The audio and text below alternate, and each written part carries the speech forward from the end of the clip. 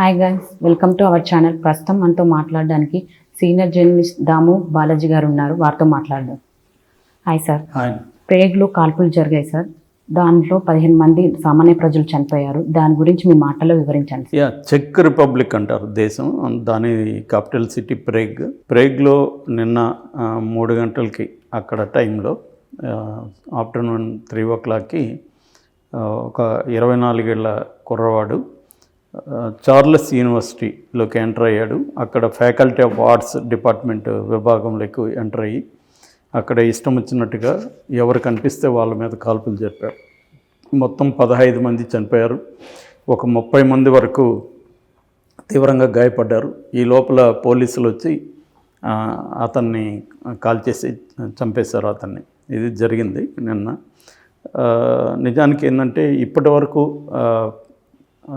ఈ దేశంలో ఇంత పెద్దది జరగలేదు. ఆల్రెడీ గతంలో 2019, 2021లో కూడా జరిగాయి. 2019లో హాస్పిటల్లో వెయిటింగ్ రూమ్లో ఒకతను కాల్పులు జరిపి 5 మంది చనిపోయారు. 2020 ప్రాంతంలో కూడా ఒక రెస్టారెంట్లో కాల్పులు జరిపి ఒక 6 మంది చనిపోయారు. ఇలాగా 2-3 సంఘటనలు జరిగాయి. కానీ ఇది పెద్దదని చెప్పుకోవచ్చు. ఒక రకంగా షాకింగ్గా ఉంది. యూనివర్సిటీలో జరిగింది. ఈ అబ్బాయి కూడా అదే యూనివర్సిటీలో అదే డిపార్ట్మెంట్లో చదువుతున్నాడు, ఫ్యాకల్టీ ఆఫ్ ఆర్ట్స్లో. సో ఇది ఎలా జరిగిందంటే యాక్చువల్గా నిన్న మార్నింగ్ పోలీసులకి ఒక న్యూస్ వచ్చింది. అదేంటంటే ఒక దగ్గర ఒక వ్యక్తి చనిపోయాడని చెప్పి ర్యాపిడ్ రెస్పాన్స్ యూనిట్ అని ఉంటుంది. వాళ్ళకి న్యూస్ వచ్చిన వితిన్ 12 minutesకి వెళ్ళారు. వెళ్ళినప్పుడు ఇతను వాళ్ళ నాన్నని కాల్ చేసి పరారయ్యాడు అనేది వాళ్ళకి అర్థమైంది. సో వీళ్ళు అతన్ని ట్రేస్ చేసి పట్టుకోవడానికి వచ్చారు. వచ్చి అతను యూనివర్సిటీలోకి ఎంటర్ అయ్యేసరికి వీళ్ళు కూడా ఎంటర్ అవ్వగలిగారు. కాకపోతే ఏంటంటే వీళ్ళు ఒక డిపార్ట్మెంట్లో వెతుకుతుంటే అతను ఇంకో డిపార్ట్మెంట్కి వెళ్ళిపోయి కాల్పులు జరిపేశాడు. సో వీళ్ళు కానీ కొంచెం ఇంకొంత స్పీడ్గా వెళ్ళి ఉంటే పట్టుకొని ఉండొచ్చు. బట్ వాళ్ళు కూడా వేగంగానే రెస్పాండ్ అయ్యారు. కానీ ఈ అబ్బాయి అప్పటికే 12 నిమిషాలు గ్యాప్ ఉంది కాబట్టి వచ్చేసాడు అనమాట. అబ్బాయి అక్కడే అనౌన్స్ చేసి వచ్చాడంట పక్కింటి వాళ్ళతో, నేను యూనివర్సిటీకి వెళ్ళి సూసైడ్ చేసుకుంటాను అని చెప్పి వచ్చాడంట. అందువల్ల వాళ్ళు ఇమీడియట్గా పోలీసులకు ఫోన్ చేశారు. ఈ ర్యాపిడ్ యాక్షన్ వాళ్ళు ఫోన్ చేసిన 12 నిమిషాలకి ఆ టైం పట్టింది వాళ్ళకి, ట్రావెల్ టైం. సో వాళ్ళు అక్కడి నుంచి ఈ అబ్బాయి వాళ్ళు చెప్పారు, ఇట్లా యూనివర్సిటీకి వెళ్ళాడు, తను ఆత్మహత్య చేసుకుంటానని చెప్తున్నాడు, వాళ్ళ నాన్నని కాల్ చేశాడని చెప్పేసరికి వాళ్ళు అక్కడి నుంచి యూనివర్సిటీకి వచ్చి ఇతను ఫైండ్ అవుట్ చేసి ఆ డిపార్ట్మెంట్కి వెళ్ళేసరికి ఇతను ఇంకో డిపార్ట్మెంట్కి వెళ్ళి కాల్పులు జరిపాడు.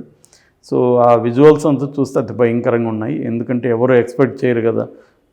కొంత లెక్చరర్లు క్లాసులో టీచ్ చేస్తున్నారు, కొంతమంది చదువుకుంటున్నారు. అలాగా రకరకాలుగా ఉన్న చోట సడన్గా ఇతను వచ్చి కాల్పులు జరపడంతో ఒక భయానక వాతావరణం నెలకొంది. ఎటంటే అటు పరిగెత్తారు. కొంతమంది రూపులు ఎక్కేశారు, రిస్క్ చేసి బయట నుంచి ఎక్కేశారు. అలా ఒక భయంకరమైన వాతావరణం అయితే నెలకొనింది. దీని మీద మొత్తం దేశ అధ్యక్షుడి దగ్గర నుంచి యూరోపియన్ యూనియన్ వరకు అన్ని దేశాలు కూడా స్పందించాయి. ఎందుకంటే ఇటువంటిది యూరోప్లో ఈ మధ్యకాలంలో ఇంత పెద్ద ఎత్తున జరగలేదు. దీని వెనకే ఉన్న ఒక తీవ్రవాద లేకపోతే టెర్రరిస్ట్ కుట్ర ఏమన్నా ఉందా అన్న ఇది కూడా చూశారు. బట్ అదేమి లేదని అర్థమైంది. ఇతను ఒక ఇండివిజువల్ ఒక 20 కిలోమీటర్ల దూరంలో ప్రేగ్కి దూరంలో ఇతను వీళ్ళ నాన్న ఒక విలేజ్లో ఉంటారు. అక్కడ నుంచి ఈ అబ్బాయి రోజు ట్రావెల్ చేసి వస్తాడు.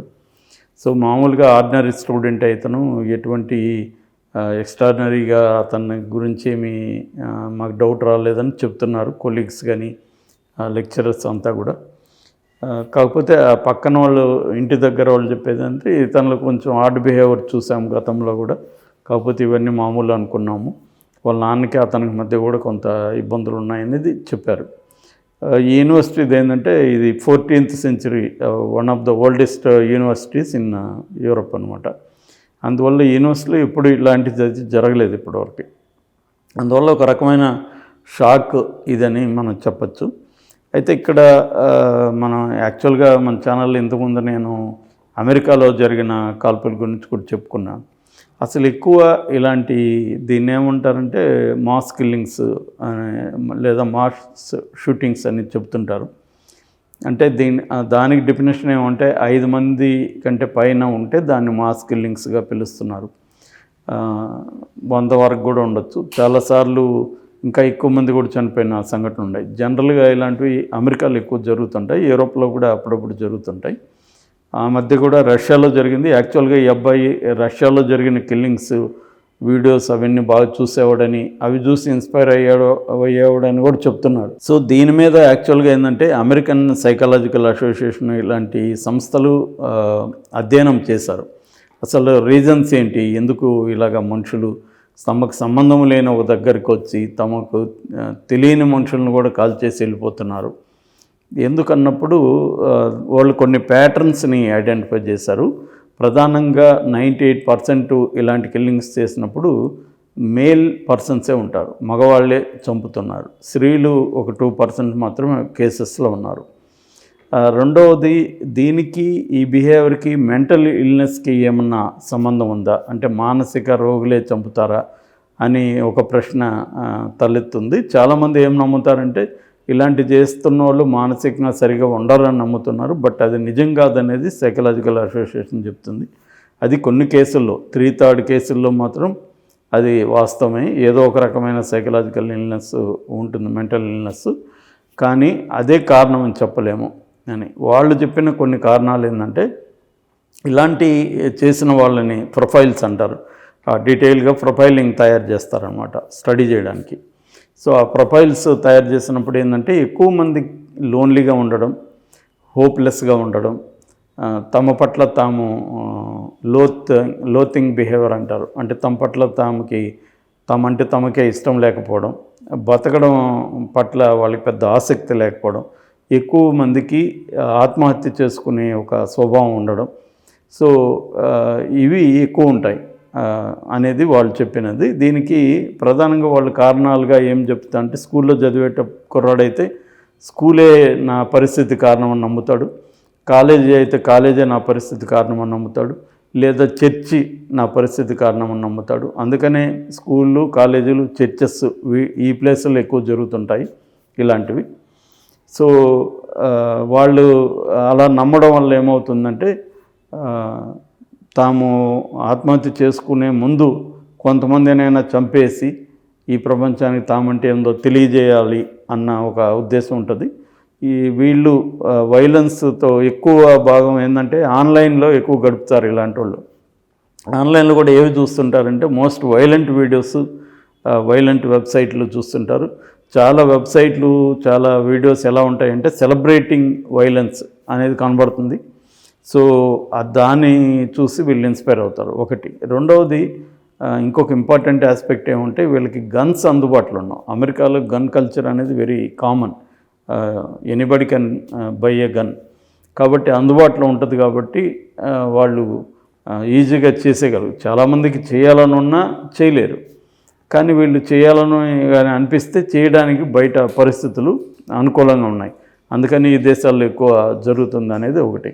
రెండవది, మన థర్డ్ వరల్డ్ కంట్రీస్కి ఈ కంట్రీస్కి పోల్చినప్పుడు మనకి ఇప్పటికి కూడా ఎంత మోడర్నిటీ వచ్చినా కమ్యూనిటేరియన్ లైఫ్ ఉంది మనకి. కమ్యూనిటేరియన్ లైఫ్ అంటే సామూహిక జీవితం ఇక్కడ ఉంది మనకి ఇప్పటికీ. అంటే మన స్ట్రాంగ్ ఫ్యామిలీస్ ఇప్పటికీ ఉన్నాయి. ఒక దగ్గర ఉమ్మడి ఫ్యామిలీ లేకపోవచ్చు, కానీ దూరం ఉన్నా కూడా ఒక ఫ్యామిలియల్ రిలేషన్షిప్స్ ఇప్పటికీ ఉన్నాయి. ఇప్పటికీ విడాకుల రేటు కూడా ఎక్కువ అని చెప్తున్నారు, కానీ ఓవరాల్ కంట్రీలో చూసుకున్నప్పుడు 2% విడాకుల రేటు కూడా లేదు. ఓన్లీ సిటీస్లోనే అది పెరుగుతుంది.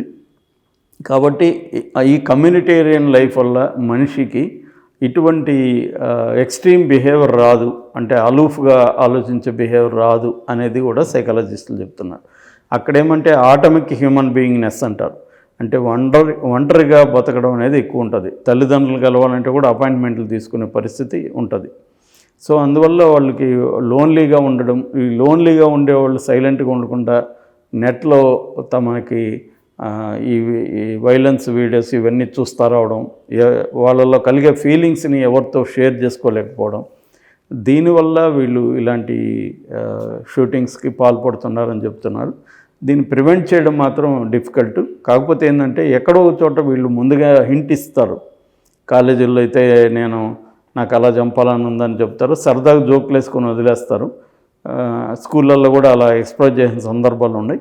అలాంటివి ఎవరైనా చెప్పినప్పుడు ఇమీడియట్గా యాజమాన్య దృష్టికి తీసుకెళ్ళడం, వాళ్ళకి సైకలాజికల్ కౌన్సిలింగ్ ఇవ్వడం, ఇలాంటివి చేయాలి. అంటే ప్రివెంట్ చేయడానికి జరగకుండా అనేది చెబుతున్నారు.